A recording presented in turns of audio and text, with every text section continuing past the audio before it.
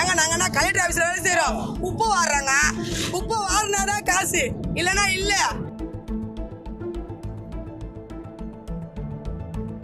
புயல், மழை, கொரோனா எல்லாத்துலேயுமே நாங்கள் தான் இறங்கி வேலை செஞ்சுட்டு இன்னைக்கு வந்து எங்களை வந்து தனியார் கூப்பிட்டு வந்து நாங்கள் எப்படி நாங்கள் போகிறது? பெருக்கி நிற்கிறப்ப பஸ் வந்து இடிச்சிட்டு கை உடஞ்சி கிராச் ஆகிடுச்சு. கட்டு போட்டு சரி பண்ணிட்டு திருப்பி வேலைக்கு வந்துட்டேன். நாங்கள் புழல் போகவும் ரெடி, நாங்கள் எல்லா இடத்துக்கும் சந்திக்க ரெடி. எங்கள் வாழ்வாதாரம் இதை நம்பி தான் இருக்குது. நிறைய பேர் கடன்கள் வாங்கி வச்சுருக்காங்க இந்த வேலையை நம்பி. திடீர்னு எங்கள் கைத்தாரத்தை நாங்கள் எங்கே போகிறது? இது வரைக்கும் சென்னை மாநகராட்சியில் ஒரு நாள் கூட எங்களுக்கு லீவே கிடையாது. தீபாவளி, பொங்கல், பெண்களுக்கு மாதவிடாய் பிரச்சனை இருக்கு சொல்ல கூட நாங்கள் வந்து வேலை செஞ்சுக்கிறோம். ஒரு நாள் இத்தனை வருஷமா எங்கள் உயிரை, எங்கள் சதையை நீங்கள் எடுத்துகிட்டு எங்கள் ரத்தத்தை குடிச்சிட்டு எங்களை இவ்வளோ கஷ்டப்பட்டு நாங்கள் இவ்வளோ உழைச்சி கஷ்டப்பட்டு அப்புறம் இதுக்கப்புறம் இப்போ வந்து நீ கான்ட்ராக்டில் போனால் அப்படி கான்ட்ராக்டர் போவோம், கான்ட்ராக்டாக போக மாட்டோம். எங்களுக்கு ஒரு நல்ல நிலைமை வர வரைக்கும் நாங்கள் இங்கே தான் இருப்போம். எங்களை எங்கே போனாலும் வேலைக்கெல்லாம் சேர்க்க மாட்டாங்க இதுக்கப்புறம். ஏன்னா அதே ரோட்டில் எங்களை குப்பை அள்ளி பார்த்துருக்குறாங்க. ஏதாச்சும் ஒரு கம்பெனி எங்களை வேலைக்கு சேர்ப்பாங்களா?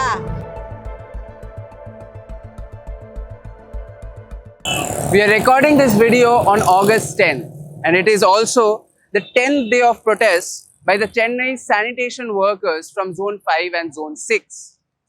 The workers from Royapuram and Thiruvikanagar have gathered before the Greater Chennai Corporation main building. They are protesting against the government's move of privatizing sanitation work or solid waste management. This is the very same government who had promised these protesters permanent employment back in 2021.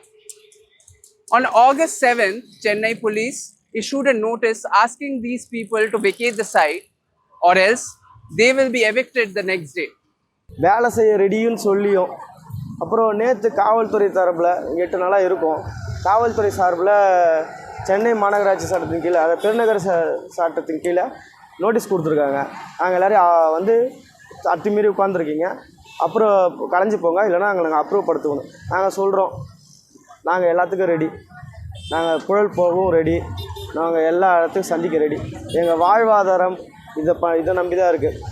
மக்களை காப்பாற்றுறோம், அதன் மூலிமா எங்கள் வாழ்க்கையை நாங்கள் காப்பாற்றிக்கிறோம். மக்களை காப்பாற்றுறதுனால தான் எங்கள் வாழ்க்கையை காப்பாற்றுறோம். அந்த வேலையே இல்லைன்னா எங்களுக்கு வேறு எதுவுமே இல்லை. அதனால் எல்லாத்துக்கும் நாங்கள் ரெடி. காவல்துறை சார்பில் அப்புறப்படுத்தணும்னு நினச்சாலும் அதுக்கும் நாங்கள் தயாராக தான் இருக்கோம். The protesters here told us today that this deadline has been pushed back till August 11th. Their demands are very simple. They want their jobs back and they do not want any privatization.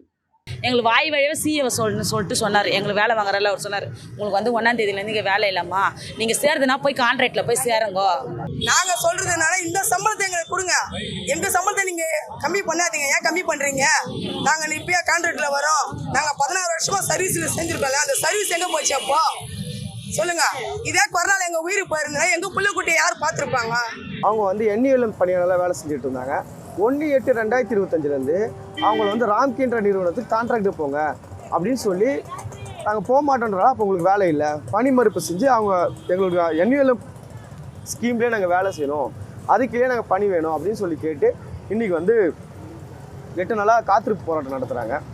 1953 workers இருக்காங்க, 2000 பேர் கிட்ட. 2000 பேருன்னு பார்க்காம 2000 குடும்பம்னு பார்க்கணும். இதில் வந்து பார்த்தீங்கன்னா 80% பேர் பெண்கள், அருந்ததியர், ஆதி திராவிடர், அனைத்து சாதி ஏழை பெண்கள் இருக்காங்க. அதுலேயும் பெரும்பாலான பெண்கள் வந்து கணவனை இழந்தவர்கள், கணவனால் கைவிடப்பட்டவங்க, கணவன் வந்து குடிநோய்க்கு அடிமையாக இருப்பார். அந்த மாதிரி பெண்கள், வறுமை நிலையில் இருக்கிற பெண்கள், பட்டியலின மக்கள், இவங்க சைடு தான் இந்த அரசாங்கம் நிற்கணும். இன்றைக்கி 8 நாள் ஆகுது. இதுவரைய அரசாங்க தரப்பில் ஒரே முறை பேச்சுவார்த்தை நடந்திருக்கு. பேச்சுவார்த்தைக்கு அடுத்த கட்ட நகர்த்ததுக்கு எந்த முடிவையும் எந்த முன்னெடுப்பையும் இந்த வரையும் இந்த அரசாங்கம் எடுக்கலை. இந்த மக்கள் வந்து அவங்க போராட்டத்தை கையில் எடுத்திருக்காங்க. இன்றைக்கி 8ஆவது நாள் நடக்குது. இதில் அவங்க என்ன கேட்குறாங்கன்னா, நாங்கள் எங்களோட பணி நிரந்தரமாக இல்லையா அப்படின்றத நீதிமன்றத்தில் வழக்கு இருக்குது. நீதிமன்றத்தில் நாங்கள் பார்த்துக்குறோம்.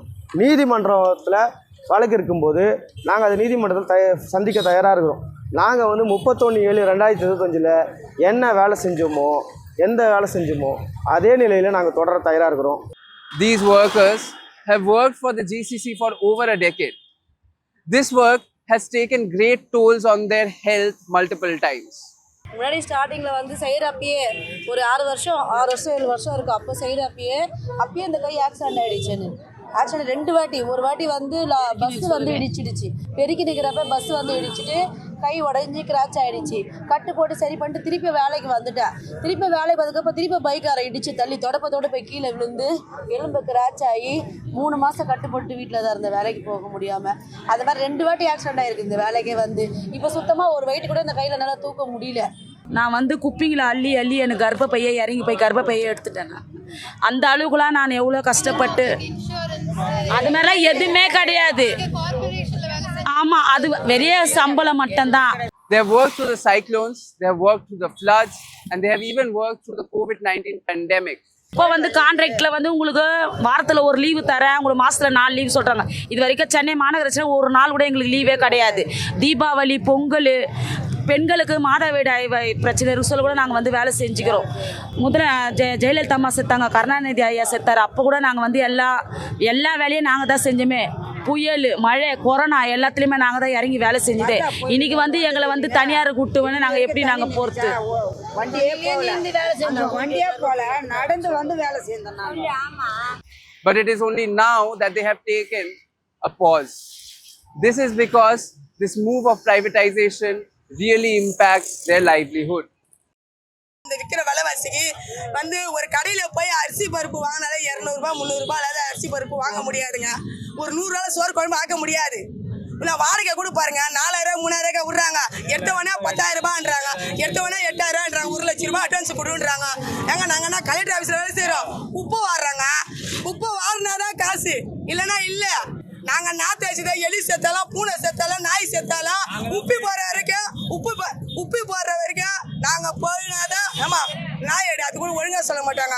ஏமா ஏமா அந்த நாய் எடு, ஏமா இவ்வளோ நேரம் வச்சுருந்தீங்களம்மா, நம்ம 30 வரைக்கும் வச்சு இப்போ எடுக்க சொல்கிறேம்மா. ஏமா உன் தலையெடுத்துமா, நீ தான் எடுக்கணும், நாங்களே வந்து எடுமான்னு ஒரு மாதிரி கேவலமாக பேச. அப்போ குப்பை வரணுங்க கேவலமாக. நீங்கள் எதனா கொடுத்து, ஏமா இது இவ்வளோ நாளாக நீங்கள் வேலை செஞ்சீங்க, இந்தா இது உங்களுக்கு தான் எடுத்துன்னு போங்கம்மா அப்படின்னு, நீ வயசு ஆயிடுச்சு, நீ போ, நீ நின்று நாங்கள் வயசு இருக்கிறவங்கள எடுத்துக்கிறோம் அப்படின்னு கூட சொன்னால் பரவாயில்ல. அப்படியும் எதுவும் சொல்லலை. நீங்கள் உடனடியாக நீங்கள் ஒரு 1ஆம் தேதிக்கு எடுத்துட்டீங்க, வராதிங்க. அது நாங்கள் வேலை செஞ்சாலும் எங்களை வெளியே போகணும்னு சொன்னாலே நாங்கள் வெளியே வந்தோம். அவங்ககிட்டலாம் வந்து நாங்கள் அதிகாரமாக பேச முடியாது, அதிகாரமாக நாங்கள் கேட்க முடியாது. நாங்கள் போய் இதில் வந்து 10 ரூபாய் எங்களுக்கு கம்மியாக இருக்குதுன்னா கூட எங்களுக்கு ஒரு வருஷம் ஆனால் சம்பளத்தை ஏற்றி போடுன்னு நாங்கள் கேட்போம். ஆனால் அதில் நாங்கள் கேட்க முடியாது. அவன் கொடுக்குறது தான் கொடுப்பான். சப்போஸ் அவன் பிஎஃப் ஏசியெல்லாம் பிடிக்கிறான், ஒன்றுத்துக்குமே பிரயோஜனம் இல்லை. அந்த பிஎஃப் தேடிக்கணுன்னு எங்களுக்கு சில பேர் படிக்க தெரியாதவங்களாம் இருக்கிறாங்க எங்களுக்கு ஆளுங்க. அவங்களாம் பிஎஃப் எப்படி வாங்கணும்னு தெரியாது. எதுக்கு இதனாவது மொத்தமாக எங்களுக்கு காசு வரும், அதுவே எங்கள் செலவுக்கு பத்த மாட்டேங்குது. நிறைய பேர் கடன்கள் வாங்கி வச்சுருக்காங்க இந்த வேலையை நம்பி. திடீர்னு எங்கள் கைத்தாரத்தை நாங்கள் எங்கே போகிறது? அதனால் இந்த இடத்துல நாங்கள் நிரந்தர பணி எங்களுக்கு ஒப்புதல் கொடுத்தா தான் இந்த இடத்த விட்டு நாங்கள் நவுறோம். இல்லை யாரும் ஒருத்தர் கூட நாங்கள் வீட்டுக்கு போக மாட்டோம். இது நாங்கள் எங்கே போய் நிற்போம்? வந்த அன்றைக்கி நான் உங்களுக்கு பர்மனெண்ட் பண்ணுறேன்னு சொன்னவர் இதோ இப்போ பண்ணுவார் 4 வருஷம் 5 வருஷம் ஆகி போயிடுச்சு. இதுக்கப்புறமே பண்ணலன்னா 6 மாதத்தில் ஒரு ஆட்சியே முடிய போகுது. இதுக்கப்புறம் நாங்கள் எங்கே போவோம்? இப்போ நாங்கள் வேலைக்கு இப்போ தூங்குறோம், நாளைக்கு வேலை இருக்கிறது நம்பிக்கையில் தூங்கலாம். இப்போ வேலை இல்லைன்றப்ப நாங்கள் எந்த நம்பிக்கையில் தூங்க முடியும்? இப்போ போய் நாங்கள் இந்த வேலையை விட்டா நாங்கள் ஆஃபீஸ் ரூமில் போய் வேலை பண்ண முடியும்? எங்களை எங்கே போனாலும் வேலைக்கெல்லாம் சேர்க்க மாட்டாங்க இதுக்கப்புறம். ஏன்னா அதே ரோட்டில் எங்களை குப்பை அள்ளி பார்த்துருக்குறாங்க. ஏதாச்சும் ஒரு கம்பெனி எங்களை வேலைக்கு சேர்ப்பாங்களா? குப்பைக்காரங்க தான் நான் அவங்க மைண்டில் போய்கிட்டே இருக்கோம். எங்களுக்கு எப்படிங்க வேலை கொடுப்பாங்க எங்கே போனாலும்? Our reporters Pranita and Elsa have been speaking to these protesters for the past 3 days. They have also visited the zones from where they come.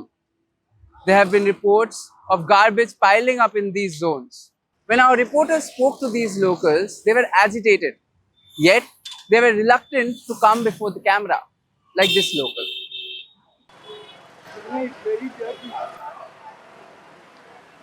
So you want to talk to the press? So can you just tell us what did you see when you first reached the zones? First we went to Kolattur, which comes under zone 6. Initially we didn't see a lot of waste on the main road, but as we walked, there were garbage piled up on the garbage bins as well as on the side roads. We saw a sanitary worker. She wasn't willing to come on camera. She's on a new contract and she joined very recently, just 2 days back when we spoke to her. Her work timings are from 6 to 5. 6 to 2. 6 to 2 on usual days. But because there are not enough sanitation workers there, she's working overtime. She's working from 6 to 5. Okay. Yeah. Okay. So this is a new worker, as in she was not working in this zone before, but because the protests started happening, she was brought in. Yeah. All right. All right. So what about Royapuram? What did you guys see there? When we got down at Royapuram in Mannadi, we walked through a lane where garbage was piled every few feet. And we stopped to talk to a hardware store owner. Opposite his store was a huge pile of garbage, and a woman walked past throwing a plastic bag full of trash. He said, though the new workers have joined, they only clear the roads. They sweep the roads and they push the trash to the side of the roads. So we walked a bit further and we saw a flower vendor. She mentioned that residents of these 3 lanes dumped their garbage opposite her shop, where there used to be a trash can a few years ago, but because people were so used to throwing trash there, they simply continue doing that. She says that there are so many mosquitoes that she can't stay at the shop after 6 p.m. Why are they reluctant on coming on camera? What's the issue? Because there's a huge protest going around. People are talking about it. Still, why are they not willing to come on camera? She might be evicted from where she lived. And that was the fear that all of them shared. They were afraid that the government might take any sort of legal action against them, or might come threaten their business. And they didn't want to lose their only source of income.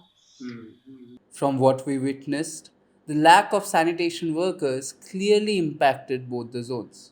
However, a local DMK cadre disagreed.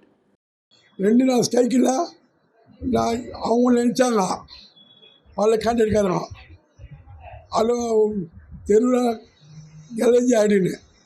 ஆனால் நாங்கள் அதை முடிச்ச முயற்சி பண்ணி வேறு ஆளுங்களை போட்டு இப்போ இடம் தூய்மை சுத்தமாகவும் நல்லபடியாக எல்லா தெருவும் சிறப்பாக இருக்குது. எந்த வேலையும் தடை இல்லாமல் செஞ்சுட்டு வராங்க. முன்ன விட இப்போ சிறப்பமாக இருக்குது. இங்கே இப்போ அந்த மெட்ரோ ஆஃபீஸ்க்கு எதிர்த்தாப்புல குப்பை தொட்டிலாம் இருக்குல்ல, நாங்க வரும்போது கொஞ்சம் குப்பையா இருந்தது. இப்போ புது கான்ட்ராக்ட் வந்து டைமிங் மாறுதா? காலையில எடுக்கிறது இல்லை சாயந்தரம் எடுக்கிறது? அப்படிலாம் ஒன்று டைமில் இல்லை. இப்போ 2-3 நாள் நின்ன ஸ்ட்ரைக்கில் அங்கங்கே குப்பை இந்த இடத்துல நான் ஒரு கிடையாது, வெளியே ஆளுங்க வந்து எடுத்து போட்டுக்கிறாங்க. எங்கெங்கே செய்கிறது எடுக்கிற சொல்லிட்டு வெளியில் ஆளுங்களும் சேர குப்பை வார இடத்துல போட்டு இருக்கிறாங்க. இப்போ எல்லா இடத்தையும் க்ளீன் பண்ணி வரும். இன்னும் 1 days 2 daysல எல்லாம் க்ளீன் ஆகிடும். எந்த குப்பையும் இருக்காது. வந்து இப்போ செய்கிற ஆளுங்க சிறப்பாக செஞ்சு முடிக்கிறாங்க. He also had a few strong opinions on the protesting workers. தலைமுறையாக வேலை செய்கிறாங்களா, அவங்களுக்கு பாவம் பார்த்து வாரிசாக போட்டு கொடுத்துட்டாங்க அப்படின்லாம். இப்போ இவங்க என்னன்னா அந்த கொடுக்குற வேலையை சரியாக செய்யாதனால இவங்க இஷ்டத்துக்கு வருது, இஷ்டத்துக்கு செய்கிறதுனால கேள்வி கேட்டால் சம்பளம் எடுத்து கொடுக்கும். நீ வேலை செய்யலாம் செய்ப்பா, ஏன்ப்பா இப்படி பண்ண கேட்டால் எங்களுக்கு சம்பளம் 10 எடுத்து கொடுக்கும். கவர்மெண்ட் என்ன சம்பளம் கொடுக்கும், தனியாக என்ன சம்பளம், அவங்க ஒரு பொறுப்பேற்ற மாதிரி ஒரு அன்னாபிஸாக பாக்கி இல்லாமல் எல்லாம் கொடுத்து மாதம் அவங்க சேலரி போட்டு தான் வராங்க. ஆனால் இவங்க என்னன்னா இது பத்தாவது. இன்னும் கார்பரேஷன் மாநகராட்சியில் அவங்க பண்ணி சிறப்பாக செய்யணும் கொடுத்தாலும் அவங்களுக்கு எவ்வளோ தான் மதிப்பு மரியாதை கொடுத்தாலும் அவங்களுக்கு அந்த திருப்தி இல்லாத வேலை செஞ்சுருக்கிறாங்க. In order to gain more clarity on the legal part of it, we spoke to Advocate Kannan, who has been working alongside the protesters since August 1st. 15 வருஷமாக வேலை செஞ்சது உண்மையா இல்லையா? நாங்கள் வந்து மாநகராட்சியில் வேலை செய்தது மாநகராட்சி தொழிலாளியாக இல்லைன்ற கேஸ் வந்து தொழில் தீர்ப்பாயம் தமிழ்நாடு முன்னாடி அசல் எண் 66-67 பெண்டிங்கில் இருக்குது. 13ஆம் கேஸ் வருது.